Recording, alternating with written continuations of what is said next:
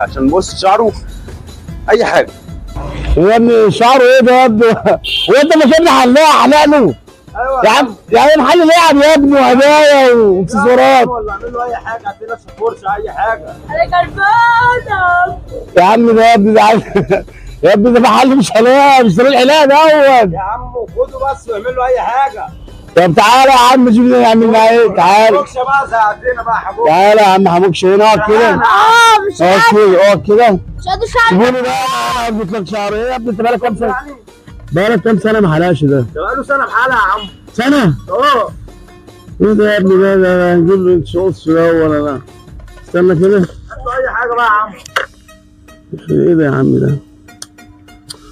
تعالى ازاي ده ولا ايه؟ يتحرق ده ولا ولا نحط فيه نار ولا ايه؟ يا ابني ده بقالك سنتين محل سنه. طب اصبر بقى.